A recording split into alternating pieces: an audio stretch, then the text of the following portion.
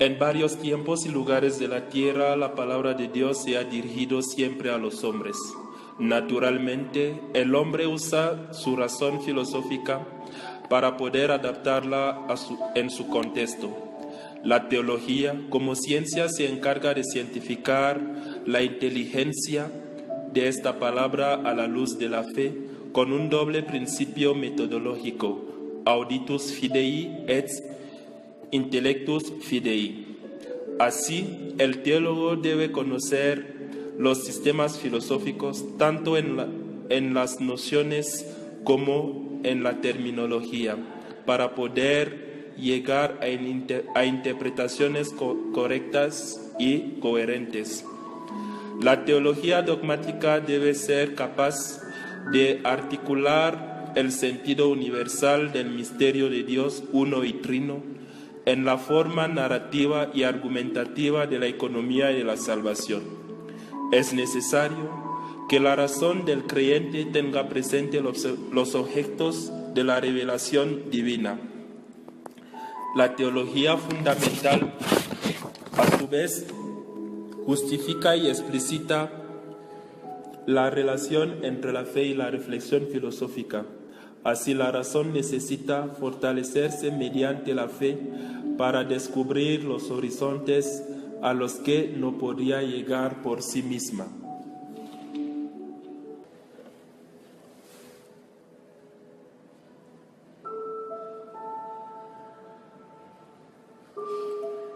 En la vida de todo cristiano o creyente existe la necesidad de la aplicación tanto de la propia conciencia como de la capacidad de racionalidad, lo que lo ayudaría a llevar su espíritu a una libertad y responsabilidad que superan la ley.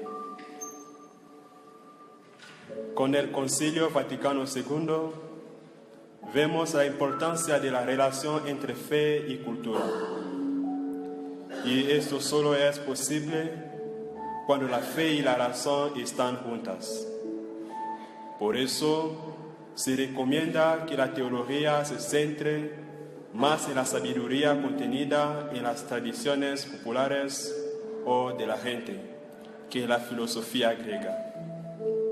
Esto no significa que las conciencias no sean relevantes, por supuesto, porque nos permite tener un conocimiento completo del tema en estudio. Habiendo hecho todo esto, podemos sostener que el pensamiento filosófico nos permite discernir en divergentes vistas del mundo y culturas divergentes. No lo que las personas piensan en lugar de lo que puede ser de ayuda para la empresa teológica. Debido a la implicación de la filosofía y la teología, la búsqueda de la relación con las culturas requiere una atención particular, lo cual no puede ser exhaustivo. De hecho, las culturas nos ayudan a predicar los evangelios hasta los confines del mundo. Confer Hechos de los Apóstoles, capítulo 1, versículo 8.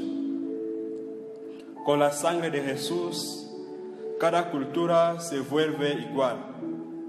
Ya no existe ningún tipo de superioridad de culturas.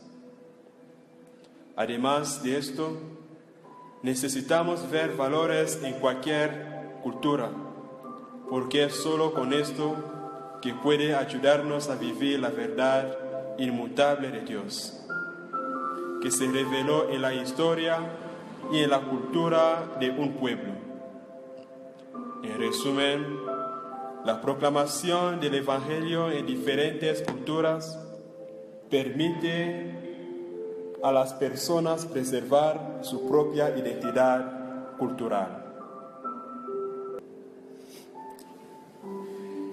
En el encuentro de teología con filosofía, debería ser los principios de este encuentro Y en la declaración Nostra Aetate nos dio 3 principios de este tipo de encuentro. 1, hay que recordar que el espíritu humano es universal y sus necesidades son iguales en culturas muy diferentes.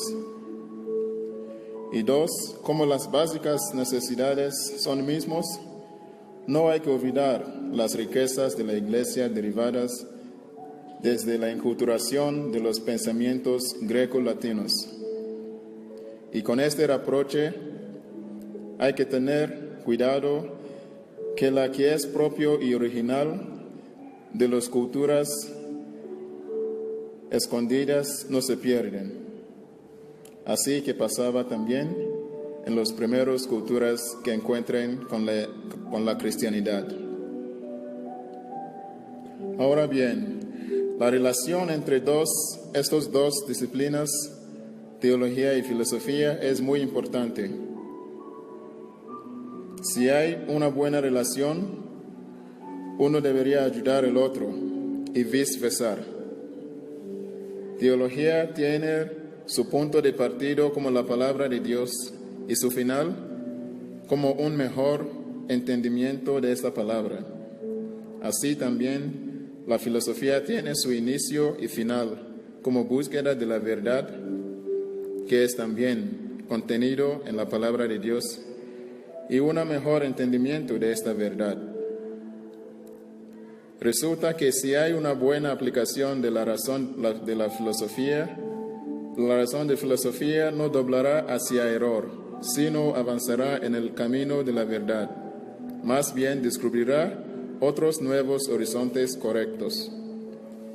Este tipo de relación podemos ver en la vida de numerosos maestros en teología que también transgresaron las vías de filosofía, aplicando en una manera correcta la teología en el mejor entendimiento de filosofía y viceversa. Ejemplos son Gregorio de Nacianzo, Agustín, Tomás de Aquino, Buenaventura, San Anselmo y más reciente, Jacques Maritain, Etienne Gilson, etc.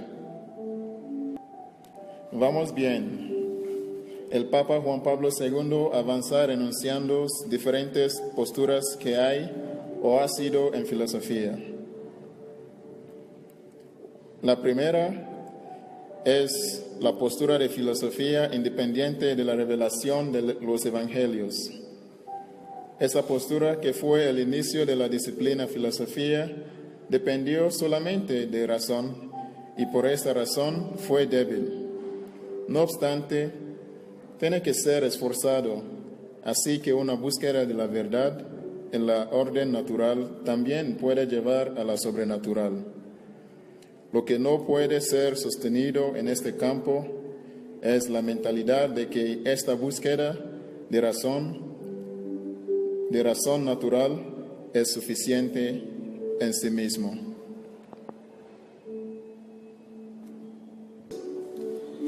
Este capítulo está dedicado a las exigencias que las diversas disciplinas teológicas deben mantener en relación con el saber filosófico. La idea central es que sin la aportación de la filosofía no se podrían ilustrar determinados contenidos teológicos. Se considera desde la idea de que la Iglesia no propone una filosofía propia ni canoniza una filosofía particular con menos importancia de otras, pero sí tiene el deber de indicar lo que en un sistema filosófico puede ser incompatible con su fe. Está claro además que ninguna forma histórica de filosofía puede legítimamente pretender abarcar toda la verdad ni ser la explicación plena del ser humano, del mundo y de la relación del hombre con Dios. En este capítulo, Juan Pablo II nos dice que la especulación filosófica se une siempre con la fe, Por eso se nos dice en el texto que ella cuenta con un aspecto subjetivo que libera a la razón de la presunción y dota al filósofo de humanidad. Y también de otro objetivo, trata temas que no hubieran sido accesibles a la razón sin relacionarse con la fe. Por ejemplo, el concepto de un Dios personal, libre y creador, la realidad del pecado, la concepción de la persona como ser espiritual, el anuncio cristiano de la dignidad, igualdad y libertad entre los hombres, entre otros. El texto nos dice también que la filosofía se da cuando la teología misma recurre a ella. Siempre la filosofía tuvo necesidad del aporte de la teología, pero además la necesita como interlocutora para verificar la inteligibilidad y la verdad universal de sus aserciones. Esto refuerza lo que sostenemos desde el principio de este escrito, la mutua implicancia y complementariedad entre filosofía y teología. Así como nos dice el texto, la forma cristiana de la filosofía es la que muchos designan con la expresión filosofía cristiana.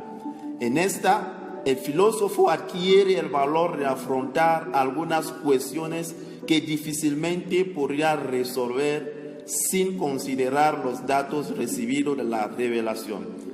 La teología también ha tenido siempre y continúa teniendo necesidad de la aportación filosófica.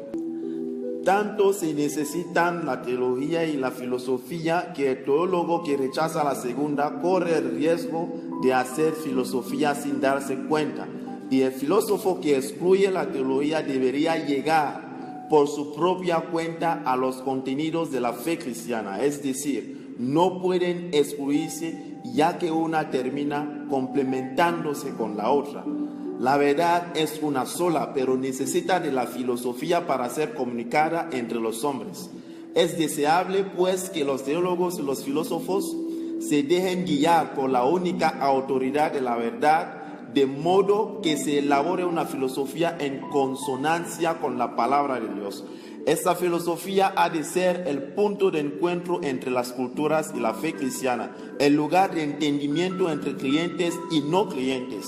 Ha de servir de ayuda para que los creyentes se convenzan firmemente de que la profundidad y autenticidad de la fe se favorece cuando está unida al pensamiento y no renuncia a él. De las verdades de la fe derivan determinadas exigencias que la filosofía debe respetar desde el momento en que entra en relación con la teología y viceversa. En definitiva, la revelación cristiana llega a ser el verdadero punto de referencia y de confrontación entre el pensamiento filosófico y teológico en su recíproca relación. El mismo acto de fe no es otra cosa que el pensar con el asentimiento de la voluntad. Todo el que cree piensa creyendo y cree pensando, porque la fe, si lo que se cree no se piensa, es nula. Además, sin asentimiento no hay fe, porque sin asentimiento no se puede creer nada.